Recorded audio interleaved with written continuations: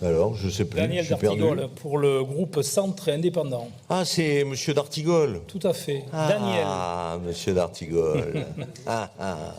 Monsieur Bienvenue. le Président, chers collègues, pour ma première intervention en tant que nouvel élu, je souhaite tout d'abord, comme a pu le faire Geneviève Darrieussecq dans ses propos liminaires, saluer la vigoureuse reprise économique et tout particulièrement le succès de l'alternance, avec une importante augmentation des contrats d'apprentissage. Au niveau national, pour reprendre vos termes, le jacobinisme, le centralisme, qu'est-ce que ça a donné comme fruit? La barre des 500 000 contrats signés est d'ores et déjà dépassée.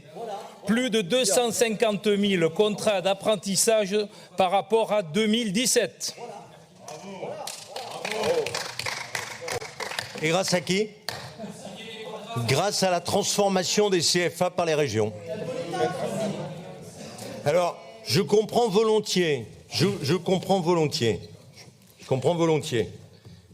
que dans le cadre de la stratégie qui est la mienne, dire la région doit être le pilote du service public de l'emploi, puis comment dire, gêner aux entournures un directeur de Pôle emploi. C'est un conseiller régional quand même. Oui, mais c'est pas toi, t'es maire d'Agen, Jean.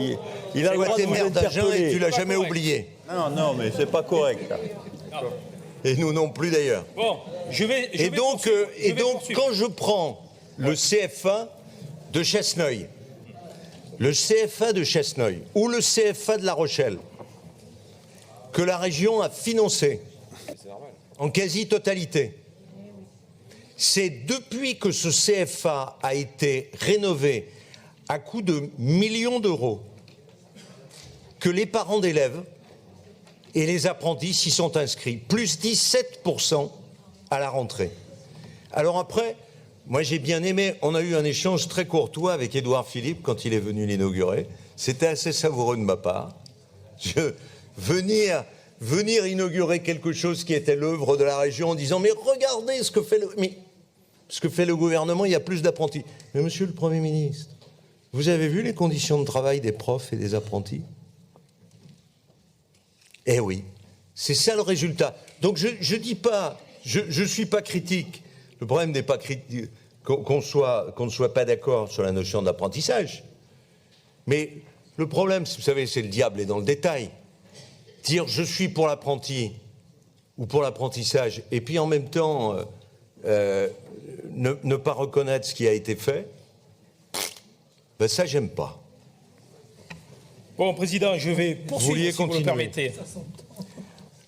Alors, le diable se niche dans les détails, mais les chiffres sont têtus. Plus de 150 000 contrats d'apprentissage signés depuis 2017. Ces chiffres positifs illustrent à la fois la sortie de crise économique, mais aussi le dynamisme, l'engagement de nos entreprises qui se sont pleinement saisies du plan gouvernemental « Un jeune, une solution » qui octroie encore jusqu'à la fin de l'année des aides à l'embauche de 5 000 à 8 000 euros pour le recrutement des apprentis. À travers une nouvelle feuille de route, la région a pour ambition, si j'ai bien compris la vice-présidente, de poursuivre sa participation au développement de l'apprentissage en Nouvelle-Aquitaine, entre autres avec l'attribution d'un label régional, et ceci, nous ne pouvons que le souligner. Cependant, à la lecture de la délibération, il conviendra que le label régional permettant de soutenir en fonctionnement comme en investissement les organismes de formation par apprentissage s'applique bien aux EFA de petite taille, se situer en milieu rural, car ces établissements répondant à des besoins d'aménagement des territoires doivent être aidés autant, sinon plus proportionnellement, que les établissements structurés régionalement en branche. Ce point de vigilance identifié, nous voterons la délibération et merci, Monsieur le Président, de votre accueil.